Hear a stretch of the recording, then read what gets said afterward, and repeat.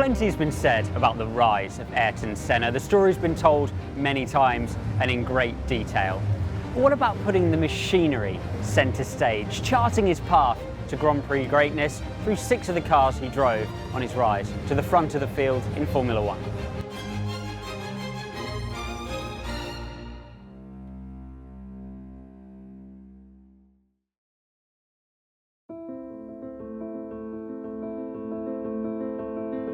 In 1983, Ayrton would turn up to a circuit he loved at Donington Park, where he'd been dominant in his Junior Series campaigns. He would turn 80 laps in this, the FW08C, powered by a 3-litre Cosworth DFV, the most powerful car he'd driven to date. He impressed the team tremendously and said it was everything he could have wanted, and he learned a lot from the day. He would be offered tests by Brabham and McLaren that year and take his first gentle steps into Grand Prix racing.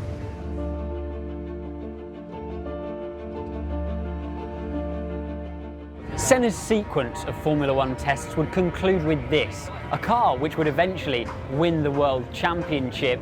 He called it his worst test of the year, saying he could have got more out of the car, but the opportunity wasn't there. Perhaps a little bit of inter-team politics played a role here, with Nelson Piquet not wanting a young, fast Brazilian next to him in the Brabham BT52 for the next season. Ayrton would sign for Toleman for 1984.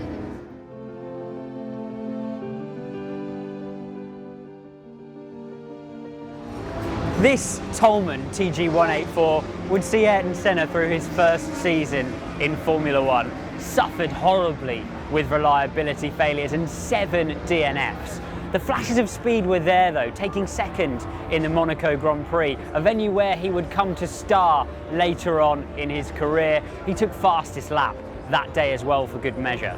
He took 3rd at Silverstone and Estoril, demonstrating talent in a car which was nowhere near the front of the field.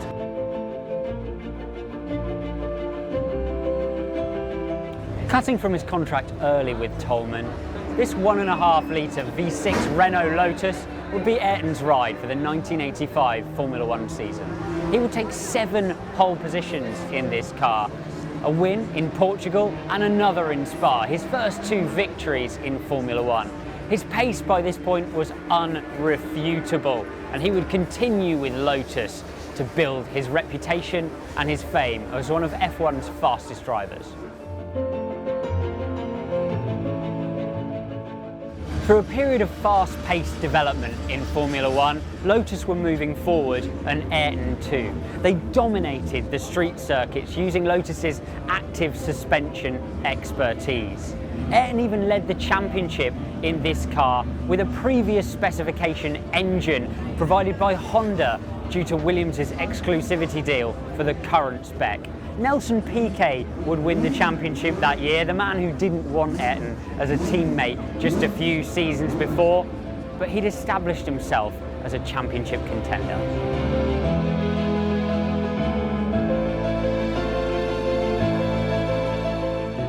The MP4 6, 720 horsepower of screaming V12, the last car to win a world championship under V12 power, the last car to win a world championship with a manual gearbox.